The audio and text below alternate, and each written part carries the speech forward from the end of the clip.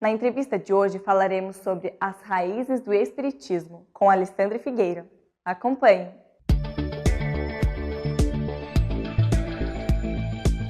Olá, seja bem-vinda, seja muito bem-vindo para mais esse bate-papo do programa A Vida em Foco.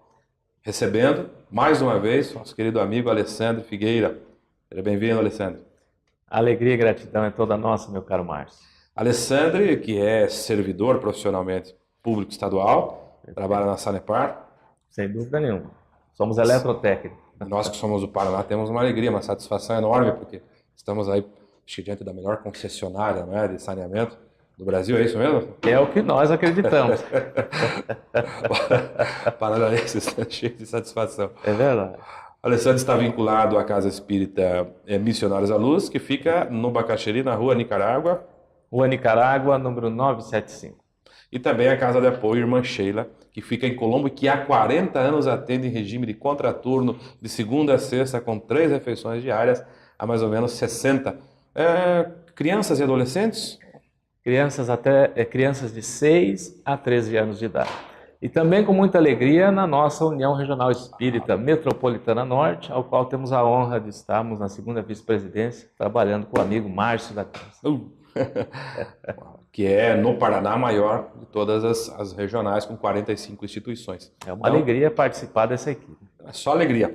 Estamos hoje aqui para falar sobre o tema Raízes do Espiritismo. E já começo emendando uma primeira pergunta.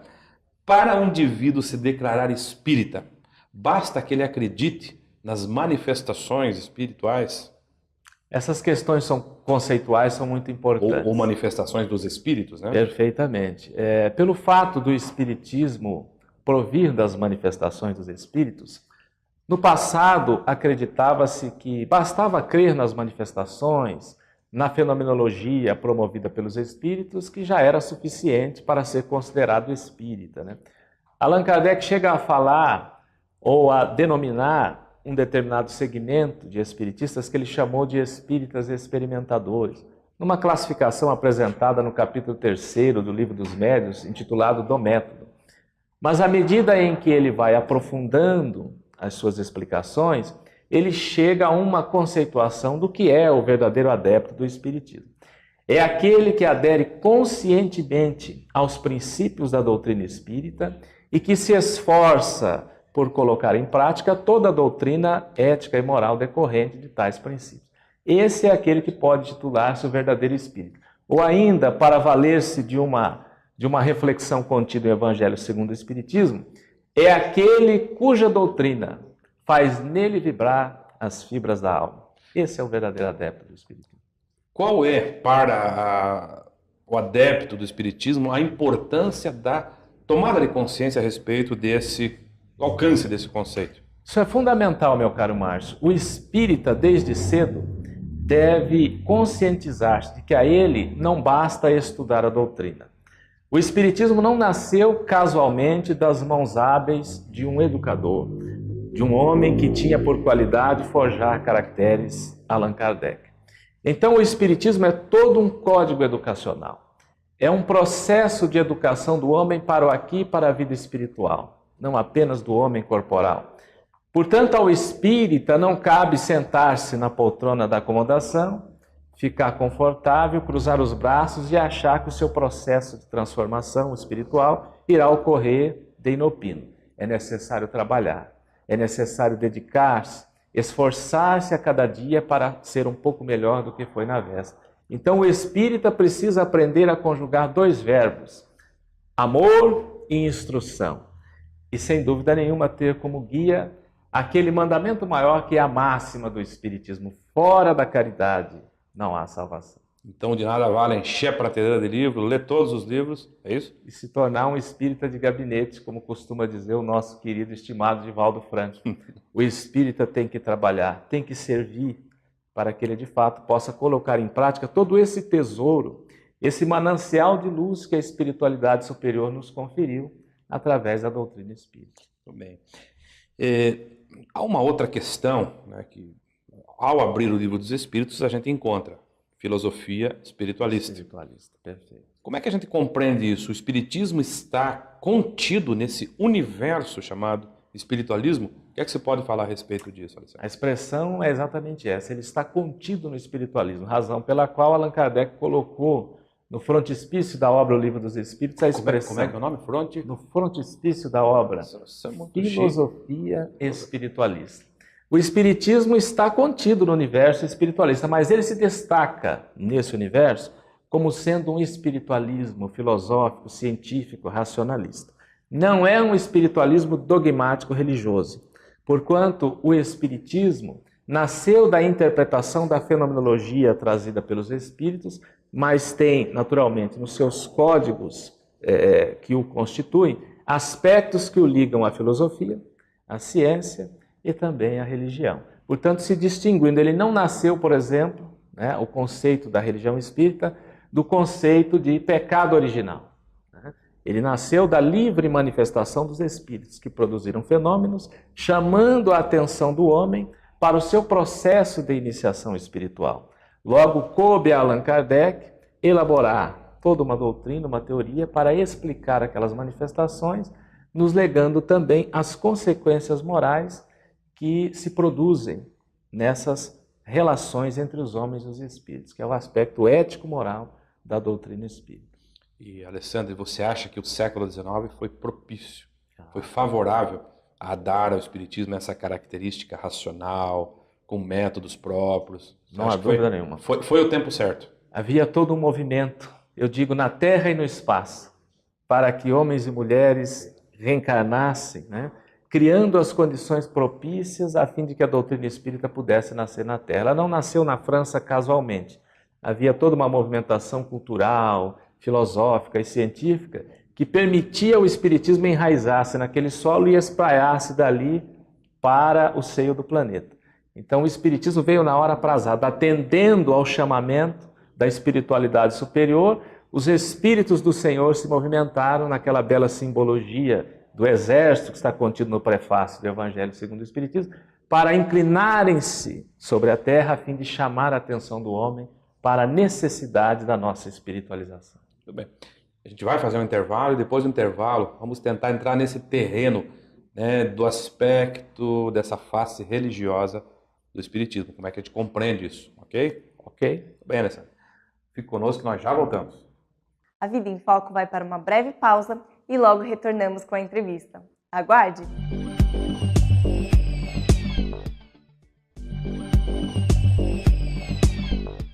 Retornamos com o segundo bloco de entrevista.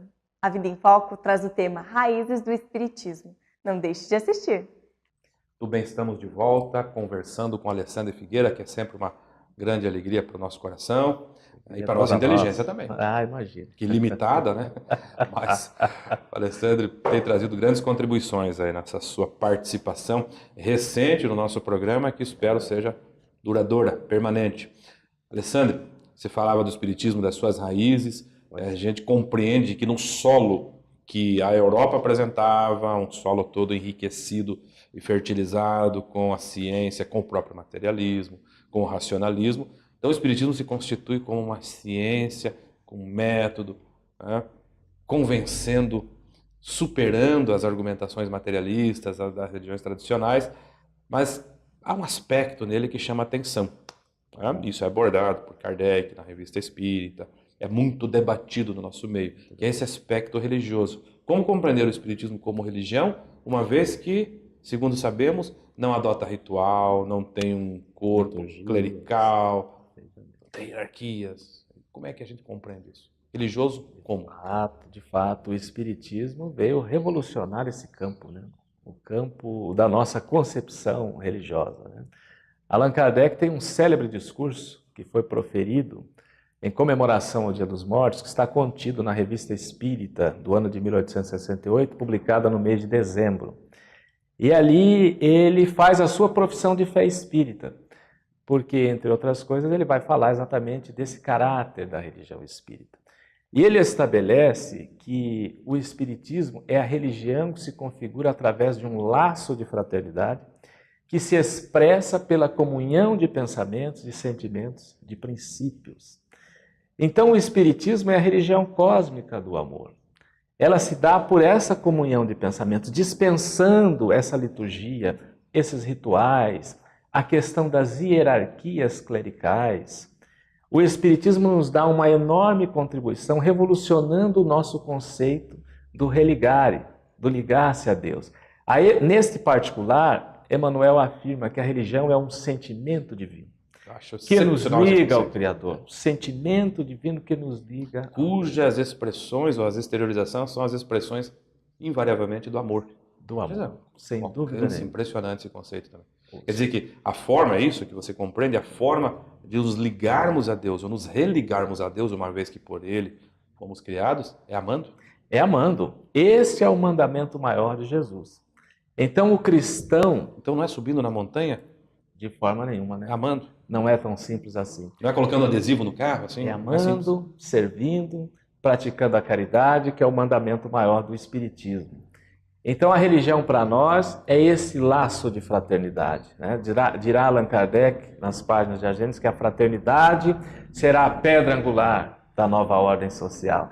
Será ela que fará baixar as barreiras entre os povos, calar os antagonismos de seitas, enfim, erradicar todos esses transtornos que nós vivemos hoje nesses momentos de intolerância na Terra. Erradicar talvez a corrupção, o preconceito, porque passaremos então a ver o outro como de fato um irmão, uma irmã nossa, e nos condoeremos com o sofrimento dele, teremos compaixão. Parece que está longe disso, hein? É um grande desafio, né? Entretanto, como nós espíritas temos a convicção de que a Terra passa por um processo de transição, e a transição expõe as feridas morais da humanidade, certamente de todo esse processo, desse contubérnio que nós vivemos na sociedade, nós iremos tirar um saldo positivo de aprendizado e compreenderemos definitivamente que a nossa solução é o amor, é a fraternidade, a fim de que a gente possa, de fato, derrubar as barreiras entre os povos e nos identificarmos verdadeiramente como irmãos. Muito bem, Alessandro. E essa última pergunta, para a gente finalizar esse nosso bate-papo, super agradável. Se o Espiritismo repete, resgata Jesus, como deixa muito bem claro Allan Kardec, nós também compreendemos assim, o que ele vem trazer de novo? Qual é a grande novidade do Espiritismo, então? Não bastaria Jesus? Allan Kardec, no primeiro capítulo da obra A Gênese, o caráter da revelação espírita, faz uma reflexão a esse respeito. Porque, de fato, a moral que o Espiritismo adota é a mesma de Jesus. E ele chega a dizer, por uma razão muito simples, não há outra melhor. Entretanto, o Espiritismo deve ser compreendido como um corpo de doutrina que tem aspectos filosóficos, uma ciência experimental que nasceu da livre manifestação dos Espíritos. Logo, o que o Espiritismo acrescenta, além da fala lúcida e extraordinária de Jesus, é a revelação com riqueza de detalhes da realidade do mundo espiritual, da nossa natureza de espíritos imortais, possibilitando-se assim a nossa iniciação à vida futura. Um processo, então, de construção do ser espiritual que, embora esteja na Terra, que, embora tenha compromissos que o ligam às questões sociais, é um espírito imortal e que precisa trabalhar para desenvolver valores e começar o seu processo de espiritualização na Terra. Bem, Alessandro. Um prazer, uma alegria mesmo bater esse papo com você, resgatando aspectos que são importantes para aqueles que estão começando no Espiritismo, compreendendo a sua grandeza, o seu alcance, a sua organização, a sua constituição. Nosso abraço fraterno a todos. Sempre bem-vindo aqui, as portas estão abertas quando você quiser retornar. Muito obrigado, Márcio. Muito obrigado. E a você que nos acompanhou, fique com o nosso abraço, tenha um dia de reflexões e continue, porque o programa tem ainda os seus atrativos.